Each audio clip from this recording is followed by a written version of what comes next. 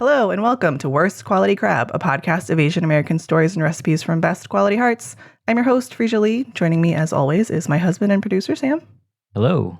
On this episode, we are very excited, cannot believe our luck. And also, this person is just very cool. Joining us this episode, Laurence Louie, chef owner of Robato in Quincy, Massachusetts, activist turned chef, cooks food from Chinese American perspective. We love it. Robato was named Bon Appetit Best New Restaurant in 2023. Laurence was a James Beard finalist in 2024. And most recently, currently, you can see him on season 23 of Top Chef. What's up, Laurence? What up? We're so excited. Yeah, I'm excited to be here. This is a really cool podcast and love what y'all are doing. Love the stories that you're trying to tell. And yeah, just happy to be a part of it. Awesome. Thank you. Thank you so much. Listen, we have not been faithful to all of the seasons of Top Chef, but we have come back. And yeah. I'm just going to say, okay, as of this recording, it is March 23rd. So 2 episodes have aired. Yep. Another one drops tonight. Yep. Tonight, tomorrow, because we're a Peacock household. Yeah, me too. Listen, we're not going to break an NDA. We're not going to ask, but there's a chance that we're talking to the winner and we have no idea. And we're not going to know for another 16 weeks or whatever it is. Yeah, you'll never know. We're not going to get it out of him. Yeah. Or he goes home. I don't know. We're hoping it's not that one. I could be as cool as 3rd episode, or I could be as cool as winner. I think anywhere between there. And I mean, also, we're going to trust that you don't do some real problematic shit in the middle that we're going to be like, yeah. That's true. I don't think I do. I think we'll have to wait for the edits, but I think, so far I've gotten some comments from people be like, hey, you're a really good guy. I'm like, thanks. I try to be. Yeah. Unless I'm just acting and I'm secretly terrible. I had those thoughts too. I was like, so far you're getting the real hype man edit, which I love.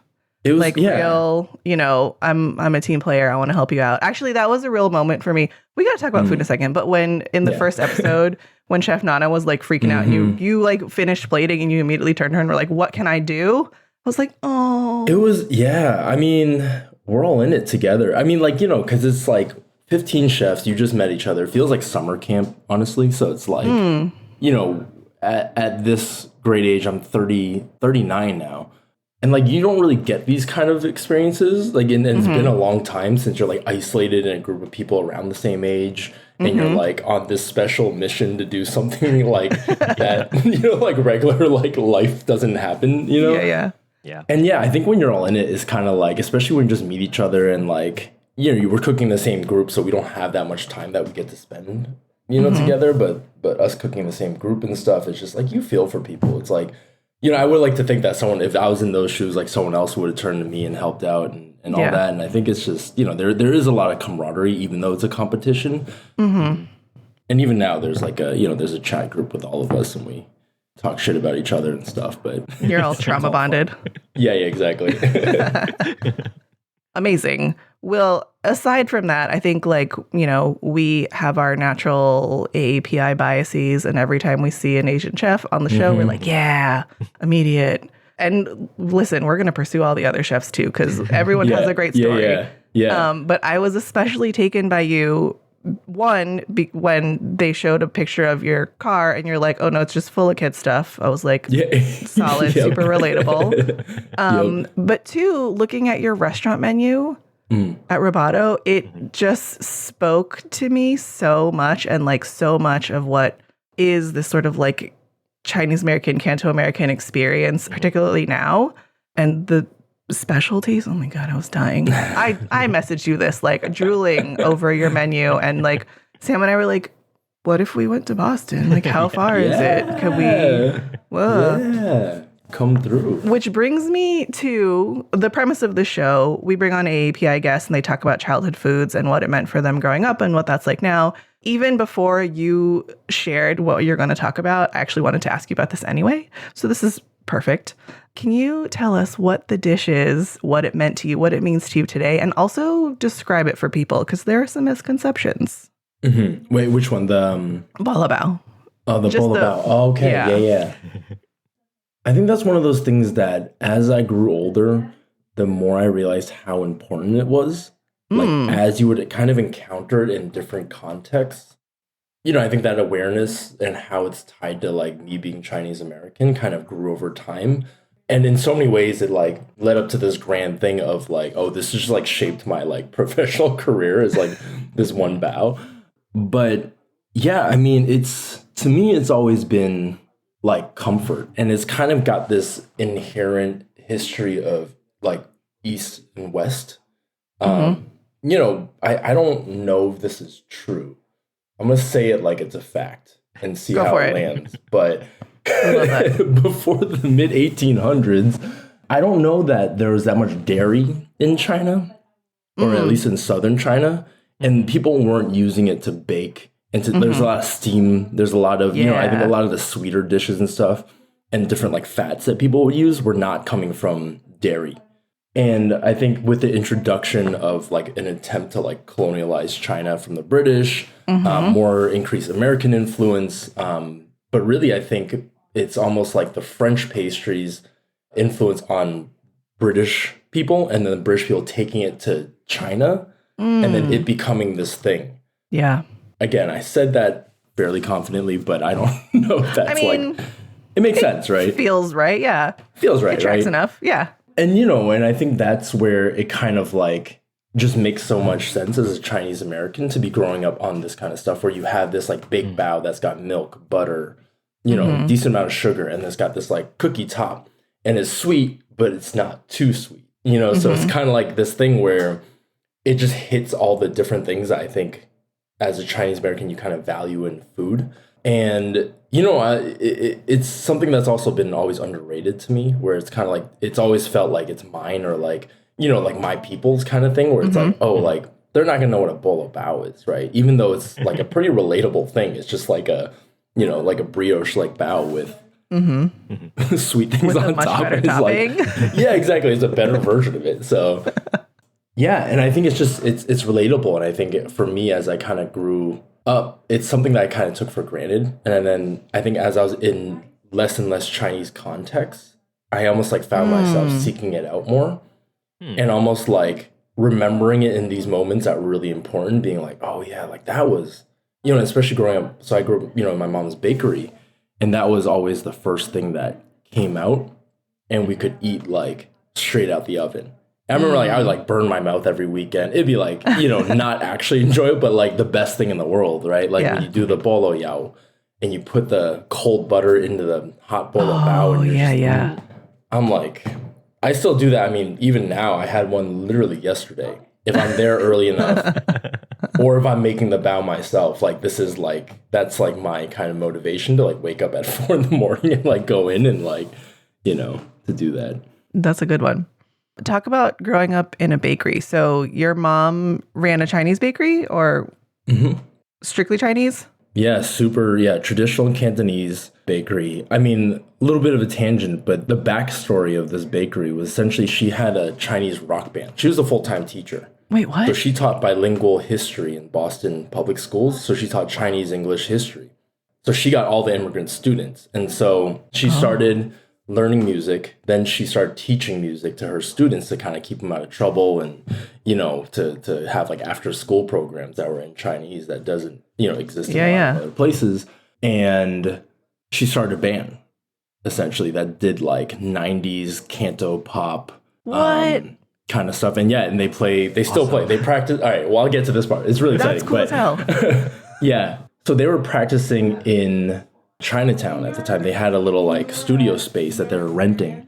And, you know, it was never a moneymaker. It was like a hobby for her. And then she had caught wind of this guy who came over from Guangzhou that was a singer. And he was a professional singer in Guangzhou, but he came over and started working at a bakery in Chinatown. So then she like, after school, this is what she told, I don't know if this is dramatic, but she was like, I went to the back of the bakery. And then she like goes inside and she's like, I heard there's a professional singer here. And the guy's like, that's me. And she's like, you know, do you want to join a band? So he's like, yeah. And then he's like, come over Sunday night, 8 p.m. The whole band's kind of like, you know, whatever, big shot. Like, let's see what this guy's about.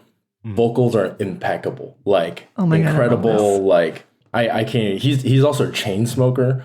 But like he like I don't know how even to this day he's like vocals amazing. Oh. True rock star. True rock star baker, yeah. in the concentric circles of bakers and rock stars, he is all of it. And so he joined the band, and then essentially they got gentrified out of Chinatown. So like rent was increasing, property values going up. I think they eventually tore down that building and built something else there. But essentially she was looking for a practice space. And then so she had talked to her, lead singer, drummer, and was like, yo, like, you've always wanted to open a bakery, right? Why don't we go to Quincy, Massachusetts and open a bakery?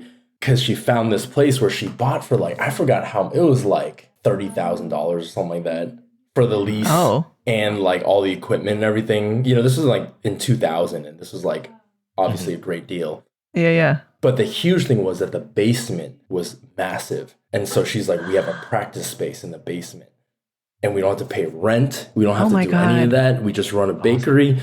You get your business. I get my hobby business. The band gets a space. And to this day, I think the last time they practiced was 2 weekends ago. So they still do shows. Wow. My mom's 72 this year.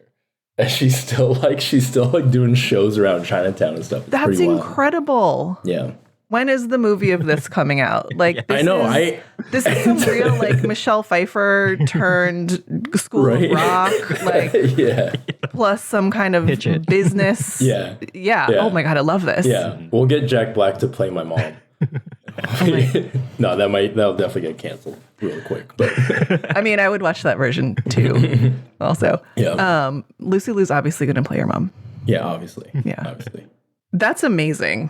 Where are you in all of this? Oh yeah, sorry. So that was tangential. You in the band, first of all? I grew up around the band. I used to like crawl up on stage and stuff when I was a little kid and like be like, Mom, like, what are you doing? Like, and she's like on the keyboards, like trying to play music. And be like, go away. But when she opened the bakery, the band, I was always kind of like, I grew up with my mom in a band. That's like how I understood like, my mom, and like also knew that wasn't most moms, but I grew up around that. I grew up around music. But then when she opened the bakery, I was 12 or 13 years old and just started working there on weekends, because I think growing up in a place is called Brookline, Massachusetts, and it's like affluent Jewish and a lot of Chinese now, but back then it wasn't as much. And, growing up in the suburbs, like I went to school with like one other Chinese American kid, and she was like, we gotta get you into the community, like the working class Chinese, but like she's like, you guys see how I grew up. So she had me work weekends. She paid me like $20 for like like 2 days worth of work. Mm-hmm. It's like $1 an hour. Yeah, exactly. And I thought it was a great deal. I was like, oh, I saved $20 a week for 100 weeks. I could buy eat all the Bolo Bao I want. Yeah, exactly. I mean, that was the biggest benefit. It was just like, getting there in the morning. I always loved food since I was a kid, and I always enjoyed it. But it was like, that was the first time I think I had like an almost, I don't know, it was otherworldly like experience of food where I was like, whoa, like this is what a Bolo Bao should taste like. And it was this kind of like moment, and it didn't like, that's not like why I became a chef. I don't want to be like super romantic about it. But right. And then from that day on, I was put on an apron. I never looked back. It wasn't like that. But yeah, it was just like, it became like a core food memory, which I'm sure like y'all have had a lot of conversations around. But like, I think we just have these kind of amazing memories with food that are tied to people, culture, different meaningful moments. And like, I think when I think back to my mom's bakery, like when I was a kid, that's like probably the first thing that comes to mind is like a warm Bolo Bao. And that was also one of the things my mom always ate too. And so I was like, oh, okay, like this is like this. There's a hard bao, Right. Yeah. That's awesome. Okay. How did you then become chef? Because you cooked somewhere else before taking over the bakery, right? Yeah. So how do you go from Bolo Bao to like fine dining, basically? Yeah. Not that Bolo Bao is excluded from fine dining. I just want to put that out there. Totally. Yeah. No one cancel me. Bolo Baos. Yeah. I mean, chefing wasn't really a thing until like I didn't start cooking until I was 27. So, my mom always pushed me towards the more like teacher academic route. So I went to college, got a degree in history. Then I went to grad school, got my master's in American studies, and like wanted to essentially do research and write and publish around like Asian American studies, but specifically around Chinese American studies. And just kind of quickly realized in like the second year of my master's, I was working on a thesis and I was kind of like, like this is not really it for me.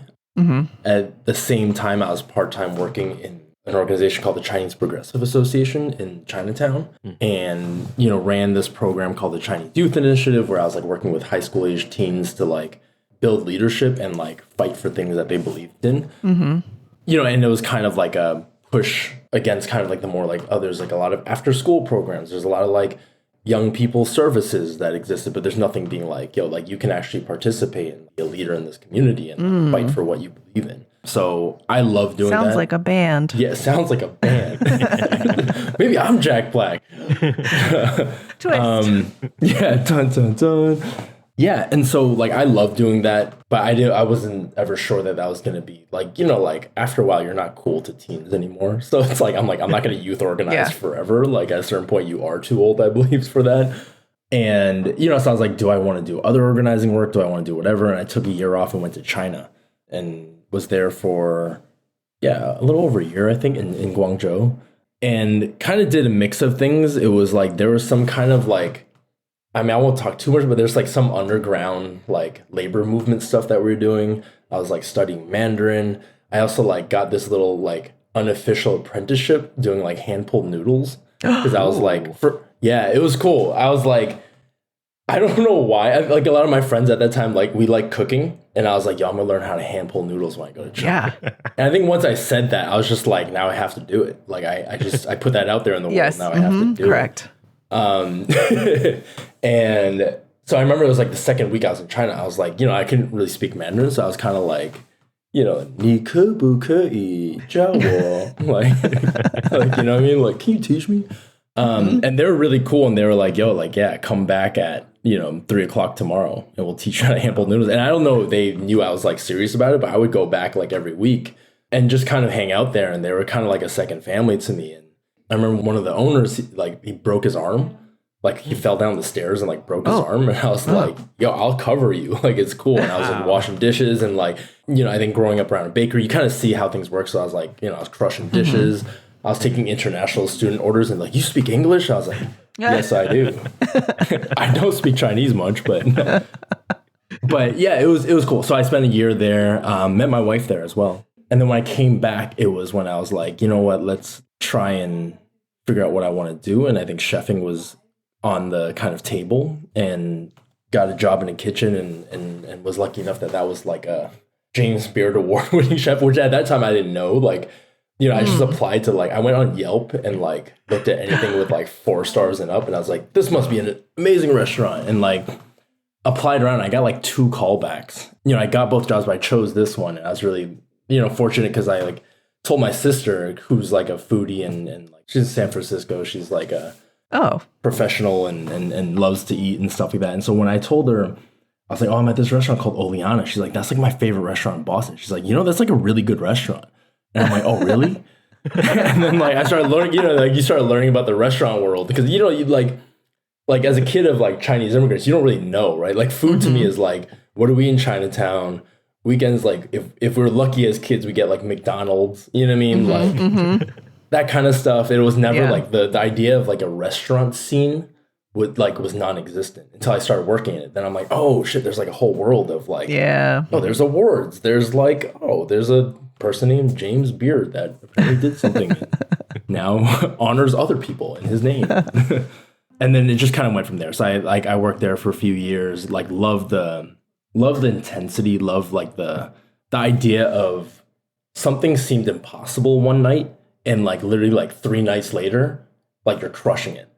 Like I remember my first night on service and it was just like these tickets are coming in and I'm like, I have to make all these falafel and like, and it's all like, it's Eastern Mediterranean. So I'm like, I don't know what any of this food is. I'm not familiar with it, but like, it's all pretty amazing to me. And like, this is not possible to get through an entire night keeping up at this pace. But then like you do this a few times and you're like, oh, actually like I'm getting really good at this. And so you start to see that growth so quickly, which I think was like contrary to like a lot of the community organizing work where it's like change is so slow. Oh yeah. And you're like fighting for like, we like fought for bilingual ballots and that took like 12 years or something. What? Like, it was, And and just to get like a piece of paper with like Vietnamese and Chinese. Oh my God. Like, I mean, I believe it, but also like, and it's just like, what are we talking about? Like, you can Google translate that now and just like, you know, like we were fighting for a public library in Chinatown because Chinatown was the only neighborhood without a public library for like 50 years. These are the kind of stuff that's just like, why does it take so long? Like, you know, and so I think for me, it was almost like I wanted something more of a immediate kind of, you know, and to work with my hands. And I think food just made a lot of sense growing up Chinese American because it was like, oh, how can I like create joy for someone? Like immediate joy. You just like give them a plate of food, they eat it, and it's like, oh, you're happy, I'm happy, cool. Like, and that kind of like interaction has always been really meaningful. Oh my God, sorry, that was a long answer, but no, that's perfect. Okay, I love this. Can we go back to the hand pulled noodle part? Okay, yeah. Like, so you just showed up and I guess you had a bowl and then you just like went to the kitchen and was like, can I learn how to do this? And they're like, okay, come back. Like literally? Yeah. Oh my God. Yeah, like literally it was, I ate at, because, you know, I had this in my head and I was like, I'm going to learn how to hand pull noodles in a year. Like, that's what I'm going to do. and so I ate at like 4 different places that was just around campus. And like, you know, I can't like, it's my first week in China. I had like, I hadn't been there in like probably 10 years and, you know, we don't have any family there. So I don't have much connection to China. And it's like, you know, everything is Chinese. Like I'm like slowly going through the menus being like, what is this character? And this is before like all the translating technology. So you're like on, I forgot what app it was, but you're like, you have to write each character and they'll tell you the English names. You're like, okay, beef. And you're like, oh, it's a soup. Oh, okay. You know what I mean? And like, it takes you forever to order. So everything was an investment. So I ate at like 4 different places. And then I was like, I think this one was the best I had. And so I was like, I want to learn from them. And they were right around campus, but they, literally I just asked them and they were kind of laughing and I was like, no, like for real, like, can I? And they're like, and I thought they were kidding, but they're like, yeah, come back like tomorrow at 3:00. And I was like, okay. So I showed up and they're just like, I don't know if they were surprised or not, but like, I think we just grew, like we kind of built a relationship and I'm sure it was kind of random for them to like have this like, you know, they're like, wait, so you like, are you Chinese? I'm like, yeah, I'm Chinese. They're like, you speak English. And I'm like, I know. Yes, correct. But I'm from like America. They're like, but you were born there. But your parents are Chinese? I'm like, yeah, they're Chinese. And like they couldn't like wrap their head around like what I was. Yeah, exactly. Like what's up with this dude? So is it safe to say you can hand pull the noodles? I mean, that's really what I need to know. I haven't done it in a long time because Laurence. And I don't know if I can. I'll be honest. Oh, no. I think if you gave me enough time, I could figure it out. Yeah. But because what they used was this like powder that you couldn't get in the US. And I spent like, after I got back, I spent like a year trying to find it. I found it, but it was like there was a restaurant that was like an old student of my mom's that was running like a hand pulled noodle restaurant, but they were getting it like illegally from China. And I was like, I love this. They gave me a bunch and I like, yeah. And so I was like, well, if I ever want to run a business, I don't know if I can do that. Like, I don't know if I can rely on it. It might be possible to get now, but I couldn't find that powder for the longest time. Got it. What is the powder? It's, what's it called? It's like called like pung something, but it's like it's a fleabane powder. So it's like old school version is that they take like the fleabane herb and they like burn it down to ash. Wow. And then they use the ash in the dough. And it's something with the reaction that allows it to stretch. And it's like, but you can also do it with like a certain amount of like alkaline, but like it's never worked as well as it's worked when I was in China. And so it's kind of like this thing where it's like, I made the dough with them so many times. We put the ingredients, you know, and all that kind of stuff. But like when you have just a different context and a different thing. And I think after a while, it's almost like, you know, how much do I want to invest in trying to figure this out versus just being like, you know what, we're going to appreciate that moment. I don't think I'll open a hand pulled noodle shop anytime soon. So I'm like, I don't really need, you know what I mean? That kind of thing. Yeah. I was considering it for Top Chef when I was practicing. I was like, yo, it would be dope if it was like the first hand pulled noodle ever on Top Chef. I mean, that's kind of where I was going. I was like, are we going to see hand pulled noodles later in the season? Because I'm locked in if that's the case. Yeah. No, I mean, no, I wasn't able to figure it out. I think it was like, especially with ingredients available at Whole Foods, you're kind of like, I was like, I hope they have hoisin sauce. Like, that's where I was at. Where I was like, fleabane powder. I don't know. Like, Yeah. in the spice section, there's just Right. Certainly not getting your MSG there. Yeah. Right. Okay. Can you talk about, God, I love this. We could talk forever. But can you talk about taking over the bakery? Because this is the most adorable legacy story I've maybe ever heard. When I became a chef, my mom wasn't particularly happy about it. Like, you know what I mean? What, like, my grandparents were like chefs, and she's like, but why? Like, and I'm like, because I like it. Come here for this. Yeah, exactly. She's like, okay, like, you do it, but you know, it's kind of like, she was already like, when I was a community organizer, she's like, you know, it's good, but you know, long term, there's not much money in community organizing. And I was like, you know what, I'm gonna become a chef. She's like, she's like, oh no, you kind of missing the point here. Yeah. Stability. And yeah, so she, you know, she had the bakery, and you know, after I became a chef, there's a couple times where she was like, hey, like, one day I'm gonna be too old for this place if you want to take over. And I always kind of like, my younger big ego self was like, no, mom, like, no, mom, like, I'm a real chef. Like, I want 100 seats. I want like, cook fancy food. I'm gonna get a star. Yeah, exactly. And, you know, so I think I always kind of had that perception of what kind of restaurant I would run. And cooking in London, that was still kind of the path. It was like, it's really ambitious, competitive city where there's just like an oversaturation of restaurants and chefs, and everyone's trying to kind of like do their thing and be the next hot thing and all that.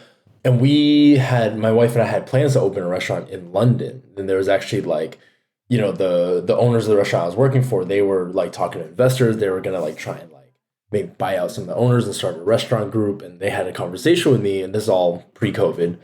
You know, they were like, hey, like, do you want to be the chef to anchor our first restaurant? And I'm like, yes, it's going to be Chinese though. Is that cool? And cause it was all Turkish food.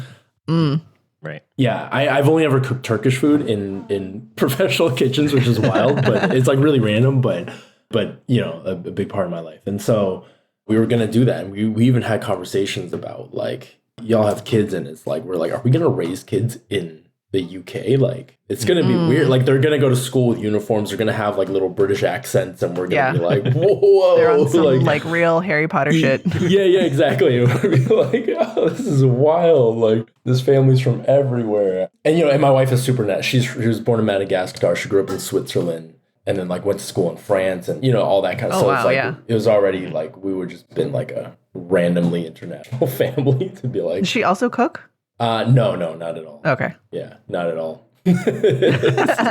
Like zero. Yeah, 0. No, she I mean, why should she can cook a little bit. She's married to you. Like, yeah. That's kind of the exactly. So after COVID, everything kind of fell through, and so like in London, like, you know, the rest of the world, like the food scenes and the restaurants got hit really hard, and so like, you know, everyone just got laid off. The 2 restaurants that I was working for, essentially, they both eventually closed. It was just really hard on the city. A lot of other good restaurants closed, and I think that was a time where it was just like the reality of like, oh shit, like, is this whole cooking thing actually just like a bad idea? Was this like, is this the end of like restaurants? Like, obviously not, but like, I'm like, yeah, you know, we can say that, but like in those moments when like, you know, the world is in a pandemic for the first time in our lifetime, or like, you know, I don't know what, since like 1920, whatever. Yeah, it was wild. And I think just a lot of kind of like, what do I do now? And so around that time, I was just trying to figure it out and trying to think of like, what can I do with the skills that I've like spent the last decade like building? And my mom called and was like, hey, like, listen, I'm like getting old. The bakery was hit too by the pandemic. So it was just her and her business partner that were working and running the place, but she's like 70 years old. He's like 65. So like, you know, they're like, this kind of sucks. Like, she's like, I'm going to do it because we still have to pay rent. But she's like, do you want to come and take it? Otherwise, like, I might sell it or I might do something else with it. So, you know, at first it was the same kind of thing, being like, but I'm like, you know, the more I thought about it, you know, I talked to my wife about it, and she was like, I mean, I was like, are we gonna do it? Are we gonna? So we decided to go back to Quincy and take over. And, you know, I think even at that point it was like, okay, if so, like the first step was kind of like, if someone hands you a free restaurant, you take it, right? Yeah. Period. Like, okay, I'll take it. Thanks, Mom. The next thing is like, okay, what do we do with it? And so Quincy, Massachusetts is like it's kind of like the growing suburban Chinese immigrant community. That's a result of the gentrification of Chinatown. Like, that's kind of what it was. And I think probably in the Bay, it's like Richmond, but then Richmond became more affluent, and then now it's probably something else. My guess is, but I don't know if that's true, but yeah. So I think it was like, what do we do here? And I think there was kind of different options that we had talked about, like, and one of them was even like this like 23 seat like fine dining, like 250 a person kind of thing, and like and do the Chinese food. But like when we got back to Quincy, I was just like, nah, that's not what the vibe is here. Like, this is not, and even what we're doing now, there's still like some folks are like, why is your bao so expensive? Like, okay, $4, well, but like, yeah. I mean, I don't know what you want me to say. Like, or they're like, how many baos do I get for $4? I'm like, just one. Just the one. Yeah. Yeah, you get one. Wait, tell people what your mom's bakery was called. Oh yeah, so Mom's Bakery was Contempo, named after the band. And you are? And we're rubato, which is a musical term for change of tempo. So adorable.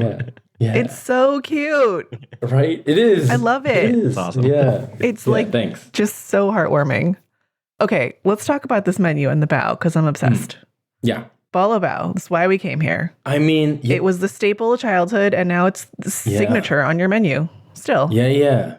I started talking to a bunch of chefs around the area, and I think just trying to read the room, but like read like the city, and also kind of like where food is at in the larger context. And I think a lot of it is like what led to such an unsustainable industry. And a lot of it, I do believe, is like ego. And a lot of it is a lot of excuses for artistic kind of greatness comes with like, and I mean, you see the stuff with Rene Redzepi now, like there's a lot of this kind of culture that's built around like, no, like this is like, we have to do this because it's more important than any of us. But I'm actually like coming from a community organized background, you're like, actually, no, the most important thing is the people, right? Yeah. And so whether that's community, whether that's your workforce or whatever. So I think we kind of dialed it back to like, okay, like what kind of restaurant do we need?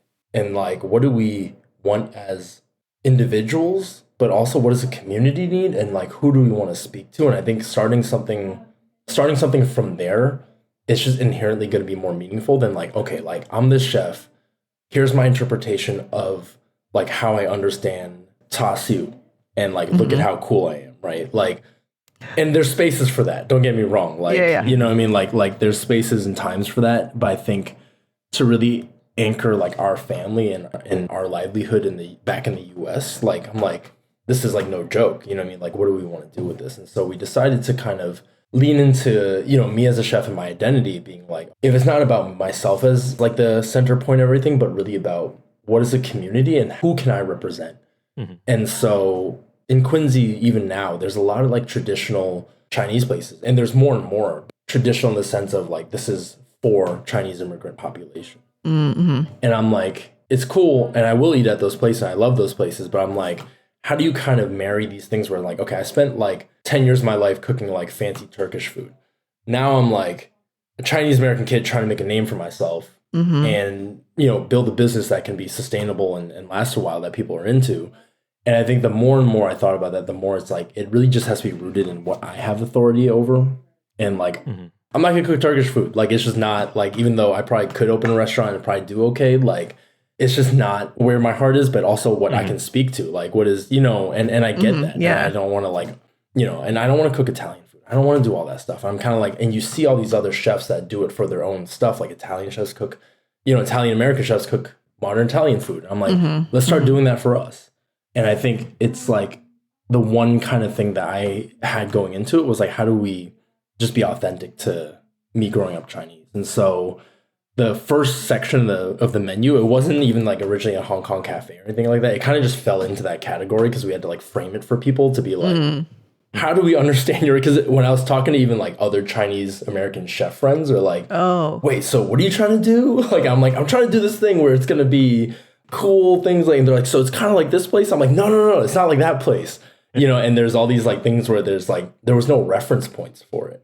And so I'm like, no, I'm going to do baking because like my mom had a bakery, but then it's going to be also some savory stuff, but it's not going to be like traditional. It's going to be like this, but then we're going to have like traditional congee. And they're like, so what kind of restaurant are you? Is it sit down? And I'm like, no, it's like counter service, but we're going to have 9 seats. And they're like, what is this place? And I'm like, I don't know. So I think it was just trying to build frameworks around what we were. But I think ultimately what we were was just about cooking from my experience and my kind of authority on being Chinese American. And I think the Bolo Bao was the center point of that. What do I remember? What makes me feel good? And I think the assumption was like, if someone who kind of invested into food in my career and all that kind of stuff, like, I don't even know if I love food the most out of all my friends, right? There's other people who like love to eat like as much as I do or whatever, like, you know, and I'm like, there's definitely people out there that kind of connect with it. So like when we do like our fried chicken Bolo Bao, it's kind of like almost like layers where it's like at face value, it's a delicious fried chicken sandwich. And that's kind of like, first thing it has to be is like undeniably delicious. So whatever that takes, right? The second thing is kind of like, okay, do you know what a Bolo Bao is? And then it's kind of like, okay, like now you kind of get it, right? Where it's like, okay, it's a Bolo Bao, but we're using that as a sandwich. It was fried chicken, which is like very American. And honestly, that was like just something I really wanted to eat more than anything else. And I hadn't seen it anywhere in Boston or anything like that. And I was like, things on the menu where it's like, I don't know, I just, you know, I think this would be delicious. Let's just put that on there and see if people are into it. And so I think we just went from there and people are into it? I guess so. We were worried, but I think 3 years into it, I think people are into it. So, I mean, I just like looked at I pulled it up again. I've looked at this like probably 10 times already. And before I think I messaged Sam and I was like, have you looked at this menu? It's so perfect. Like everything about it speaks to us so deeply. And I think it is that like Chinese American perspective. It's the blending of like something modern with something from childhood that we know. And in this way that isn't like, that's what your grandparents ate or like that's what you eat with family, but in a way that's like, I want to eat this now. And also my palate has expanded. I'm a grown up that has experienced a lot of different cuisines and cultures. And so like, I want these things together. And it doesn't feel, and this is no shade to anyone, but like, it's not in this like crazy high price point. Like I mean, we live in the Bay, so we live in San Francisco. So like our sense of price point is fucked. But like looking at this, I'm like, yeah, this all makes sense. Like this is what it should cost. This is like reasonable. This is what I would pay. I want to eat this. It's not a huge menu. And looking at it, I'm like, this is so representative, I think, of so many people in a lot of ways. And like some that maybe didn't even know that they loved this stuff or like thought about it together. And like looking at this, I was like, yeah, I do want a Hong Kong French toast with salt and pepper chicken, like all of this. Right? Together. Yeah. What? Totally. And I think that's exactly, I mean, I think you're right on point with it. It's kind of like, what is the ideal place like down the street? And like, what's a reasonable price point where it's like, you can pay your workers a salary that can support their family.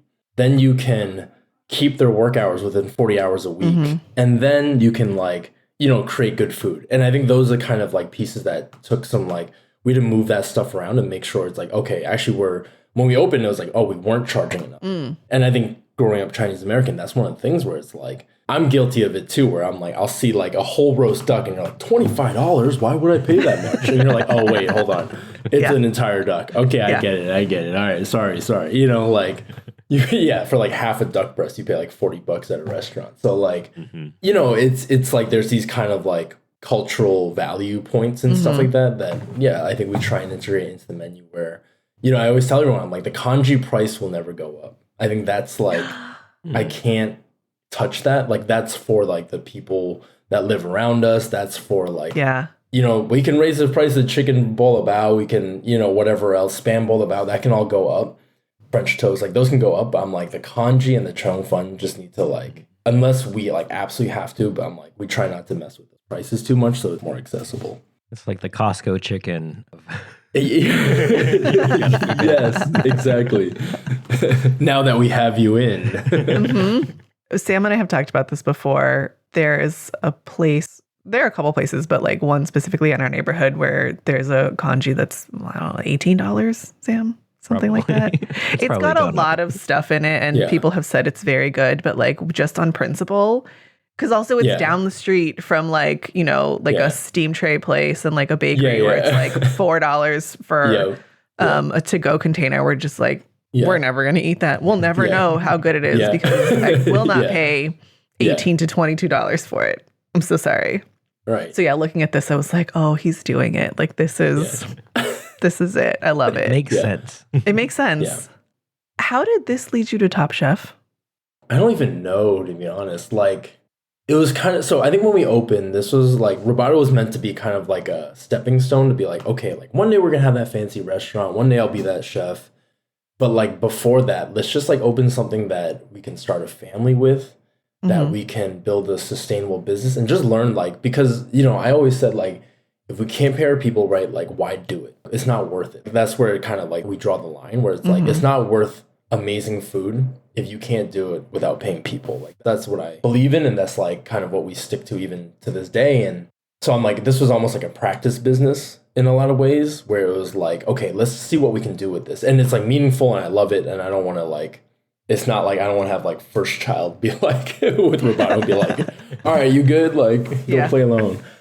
But it's meaningful, but I didn't think it would get the kind of attention and recognition that it has. Cause like I'm surprised and not surprised. Cause I'm kind of like, you know, obviously I feel like Chinese food deserves it. I feel like, you know, I'm a qualified chef. I feel like, you know, I have the stories and perspective to tell it and stuff like that. But we weren't even sure the world was like, or Quincy or Boston was ready for it. And it was kind of like, after we opened, there was a lot of media. There's like the first day it just didn't register in my head. And this is like totally serious. Like I walked out the door just to kind of like see what was up. And there's a line of people.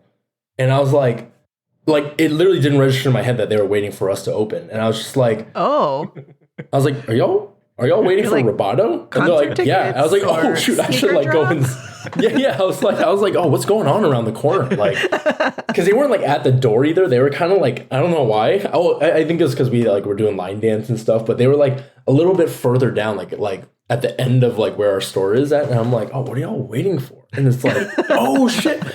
I was like, oh, I should get this stuff ready, you know? So I like ran back inside and was like, oh shit, we have a line. And it was really exciting. And I think the first kind of thing we got like big recognition was like the Bon Appetit Best New Restaurant. And it was just kind of like this moment where I was like, oh shit, like people actually care what we're doing here in Quincy. Like, all right. And then it just kind of, and then, you know, I think the next January, like the James Beard nomination, I was like, oh shit. Like, and it was like one of my friends had texted me like just no logo or anything, just texted me like a picture of the actual list. And I recognized the format and the font and all that. I was like, no. Nah, for real? And they're like, yep. And so I was like, oh wow, like it's cool, like not validating in the sense of like, oh, like I need to be validated as a chef, but more just validated as in like, oh shit, like people are paying attention to like what we have to say as Chinese Americans. People are paying attention to like this food that like feels authentic to who I am and what I would want to see down the street from me, but it's like not in this traditional format of like, you know, like if I put that chicken sandwich on a plate and like it was a sit down restaurant, like no one would say, you know, no one would think twice about it. But it can also be in this counter service kind of thing. I just didn't think that design of a restaurant would kind of attract that attention, but it didn't. So I think eventually as those things built up, the first kind of show that reached out was Chopped on Food Network. And that was the one show, like, you know, like me and my friends always joke about it, be like, oh, you gonna do a TV show? I'm like, I don't know, man. It all seems kind of stupid, like, whatever, like, you know. And then so Chopped reached out, I was like, and I always said, I was like, I think the only show I might do is Chopped.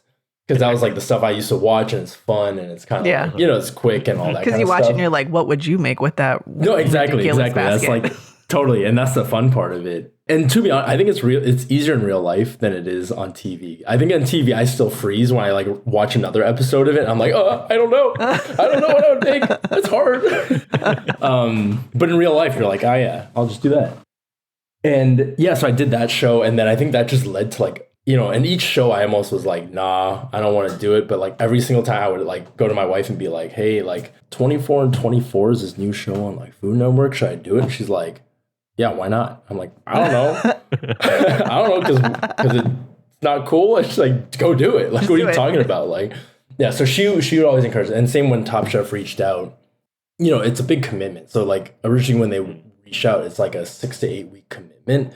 And like our kid was 18 months old at the time. And I was like, there's no way, right? Like we can't do this. But she grew up like watching Top Chef France.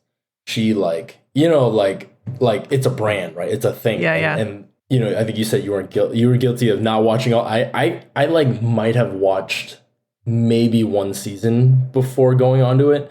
What? And then it was like when I got casted, I was like, I got to do research. So I watched. Yeah. Between the time I got casted and when I had to go to like North Carolina, I think I fit in 1.5 seasons, the last season, and then the halfway like through the one before that. Just to like learn, I was like, okay, so they do these things called quick fires, and then they go into elimination. Cool. Yeah. And I was like, oh, what's Last Chance Kitchen? And I started watching some of that stuff. So I was never like, because we don't even have a TV at our home and stuff, so I never watched like food TV. Mm-hmm. But it was one of those things where she was like, because it was more like on her. I was kind of like, are we gonna be okay? Like, like if we're gonna do this, we have to like set you up with the right childcare system. Yeah. Like, you know what I mean? Like make sure like if I'm not cooking, how are you getting food? Like all these kind of things. So we figured out that was almost like a good portion of the planning was just planning like how to set up life.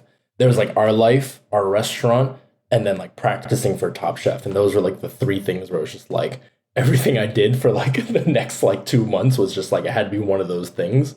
And so she was a huge part of it. She was just like, you got to do this. Like, this is Top Chef. And you can't say no. And I think how I see it is almost like, I'm no hero. I'm none of that. But it's kind of like if there's a chance for people that look like us to be on stage and potentially do well, and I'll do my best not to embarrass our people, but like, you know what I mean? I think no pressure. I think it's like, but I think it's an opportunity, and I think it's a privilege to be able to be in this position, to even like be casted or potentially casted, even to interview and to be considered. I think it's a privilege, and you know how I kind of see it is like if I don't use it, then who will, right? Maybe it's someone else who, you know, and not to like, but I'm like, what if like I just think in my head, I'm like, oh, what if it's like a white dude who like takes the spot that I didn't take, right? And then I'm like, oh, but then like, you know, what could that be? And like, I think that is all part of it. And even the community backing, like I have a lot of friends. My best friend, he's like Top Chef super fan, watch every episode of every season. And when I told him they reached out, he's like, what are we talking about, man? Like you're doing this, right? Like I'm like, I don't know. And so the interview process is long, but we went through it and I was fortunate enough to get casted and here we are now. Yeah. So like when I say we took time off, I think we actually stopped watching when we had our first kid, maybe, because that really changed our TV viewing habits. So, but we watched like the first, I don't know, 10 plus seasons, maybe. Credit to a lot of those early chefs, but there would be like one Asian chef, like season 1, like Leanne, and then Daryl. And so like no matter who it was, we were like Asian, we're rooting for them all the way. And I'm the same way. Yeah. Right. Like that's just how it is. But now, you know, we came back and started watching again last season, and I think we're like 3 or 4, and we're like, yeah. And now your season, there's like 5, maybe? I forget. Yeah. But I was just like, yes, this is what I want to see. Justin? Yeah, 5. Yeah, 5 or 6. And I was just like, this is what it should be. Like, we are such a, Asian and AAPI people are such a like huge percentage of global population, American population. Like, we should be represented in these spaces. And it's so nice to see that. And like, especially again, you like, you know, I can't say enough good things about your menu, but like, you feel so relatable. Your menu feels so relatable. And then to like, you know, you being a dad and like putting that on the show too a little bit is like super relatable. And then you like turn out these incredible plates and we're like, oh, wow. Oh, okay. And like, it's, I don't know. It's just, you know, like you're not, this is again, no shade to anyone, but you're not one of these like aggressively tattooed, like whatever chefs. You're just like, you're kind of a guy that could have gone to my high school. Totally. And that's what I kind of tell people. Like people see me at the restaurant now and they're like, oh my God, it's you. I'm like, I've been here all the time. Yeah. I'm always here. Like, you know, and that's honestly, that is such a big part of that privilege is like, you know, I think I'm like fairly self-aware that I am that guy. And I'm like, I'm just a dude. Like, but it's cool, right? Like, if they want that, like let me go and try and do this thing, and I think and create that experience because that is exciting. Like, you know, I haven't watched that many food shows, but ironically enough, I watched like you know, my wife like and I will watch like the Netflix like the glass blowing competition like series and stuff, like, you know, those like random like makeup ones, like, and I love those, and it's the same thing whenever there's like one Asian person, I'm like, I don't care if they're an asshole, like they're I'm rooting for them, like but I'm like, you know, if you can have like, I am just one of these kids that like grew up and like it was on the other side of the screen, and now it's like, if there is an opportunity, then it's like, let's go do it and try and just be authentic about it and be real, and not like, I think one of the hardest things to not do on Top Chef, I think, and what I learned by the second episode was like, okay, let's just cook how I need to cook and not try and be somebody else. Because I think there's a lot of pressure to be like, oh shoot, like, what kind of food does Tom Colicchio like? What does Kristen Kish like to eat? What does Gail like to eat? What are these guest judges? And you want to like almost put your best foot forward, but like, you know, I think essentially we had like a little team of like people to try and practice and like get ready for Top Chef, and in all aspects, with the family, with the restaurant, all that. And so like talking to my best friend, my wife, like a big part of it was just like, at the end of the day, if nothing else, even if I don't do well, even if I don't do whatever, like at the end of the day, if we can just go there and be my authentic self and just represent like where I come from and my people and my food, then I'm like, that's all we can ask for. And that's the only way you can like lose graciously, right? And make it still worth it. Where it's like, even if you're out in the second round, but you made like four, right? 2 quick fires, 2, like 4 banging like Chinese dishes or whatever it is, then it's like, you know, I'll take that. You know, like that's good enough. That's at least that's how far I can make it without trying to be someone else. I love that. That's a perfect place to stop, except I want to say one last thing. Oh, spoilers. Sorry, this is way too late for everyone else, but spoilers. In the chili elimination challenge, I was like, what are those called? It was like such a small joy to watch you just like serve a little bit of rice with it. Yeah. Like, I think you could have not done it, right? Yo. I mean, you probably needed it for heat, but like there was, you know, it looked like a beautiful dish and they obviously loved it, but then you're like, and here's a little bit of rice. I was like, he made them a lunch plate. Like he straight up made them the like lunch plate that I order, but like way better and spicier, because I get like an eggplant tofu side of rice. Like, it's like a little fancy version of it. It just spoke to me in like these little ways where I was like, totally. I love it so much. I think the judges appreciated it too, just like to go with the spice. You know, I'll say this, but that was the moment where I was like, because, you know, there's a relationship with the judges. Like, you don't really talk to them outside of camera and stuff like that. But either way, there's this kind of like, I don't think other people saw it this way, but there's a relationship that you build with the judges. Not in terms of favoritism, but more just like, how do they eat? Like, how do they interact with you? Because it's a weird relationship where it's like, oh, you're just going to like, we're away from our families, like we're cooking food in these impossible circumstances, and then you're like, it's fine. This is no good, like, you know, or whatever. And it's this weird relationship, and I think that was the first time I was just like, fuck it, like, let's cook, like, exactly what you said, like, how would I eat this? And it's like, I would not eat this without a bowl of rice, right? Like, and it makes, it needs it in so many ways, and it's designed to be eaten on rice or with rice. And so it's like, let's see what happens when we just, like, put it out there. And everyone was so into it. And I was like, oh, okay, like they like Chinese food. Like, you know, then it's like, it's cool. But it's exactly what you said. I think it's, you know, I think it's important to kind of put things out there that it's like as we would know it and understand it, and not to necessarily adapt it just to make it more palatable or acceptable to, you know, but like, I think to speak from that experience, it's cool to hear like even people like identifying that or seeing that, because it's like, oh yeah, like we feel the same, like we're you know. That's part of why we like root for all Asian people, and we hope that, and we don't expect, Asian people are not a monolith, we don't expect everyone to show up the same way, and I appreciate that everyone shows up in their own way, and you're all crushing it, and like Rhoda, amazing, incredible, but it's these little moments where like I recognize a thing that I haven't seen on TV or I don't normally see on TV.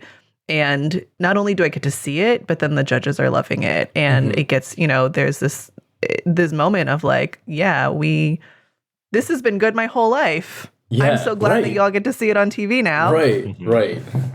It's like that moment. Do you remember when Far East Movement released like a G6 and it was like a huge thing? This just showed up in my Instagram. Like, I don't know Yeah, it was like the first time. It was like a big deal to me, and like I don't know that anyone else felt it. I had like no one else to like talk to about it, but I was like, guys, they're Asian. Yeah. Like they're Asian. My wife is dancing to it right now. She's like, doom, doom, doom, doom, doom, doom, doom. From a millennium. Yeah. But I didn't know they were Asian until I like saw the video. I was like, yeah. I was like, we're on TV. So I don't know. We did it. Yeah, exactly. It's like we made it kind of moment. So. Well, that's how we feel about you. Oh, and thank you. Again, it's March 23rd. Third episode airs tonight. This podcast won't come out until after, but we don't know. Maybe we're talking to the winner. We certainly hope so. Maybe we're not. We'll never ask. We'll never know. We won't know. We won't ask you to. We will know eventually. We'll know eventually, but we're not going to know now. Yeah. We'll see if I come back. If I'm asked to come back on the podcast, that means you're always asked. You can come back anytime. You could go home tonight, no matter what. And you can come back on the podcast. Like, please. This will only get published if I get past episode. No. This. If I get past Restaurant Wars, then. Oh God, Restaurant Wars.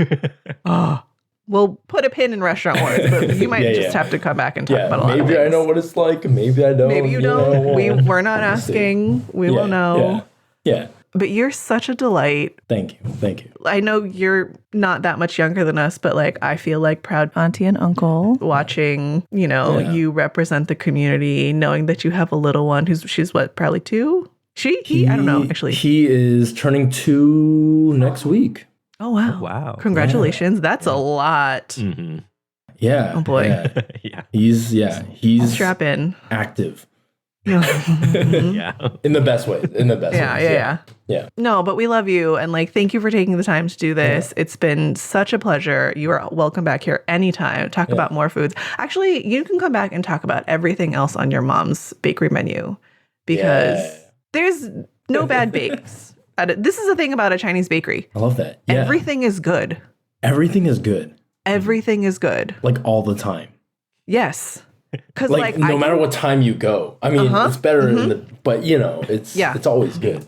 Yeah. Also, I can point to some like very renowned, highly rated French bakeries in our neighborhood. And I'm like, you know what? Not everything is good. So I'll just say that. Yeah. Chinese bakery. Leave it at that. Everything is good. Yeah. We'll leave it there. Yeah. Thank you so much. Lawrence, where can people find you besides Top Chef? People can find me on Instagram at Laurence_Louie, Roboto at Roboto Food.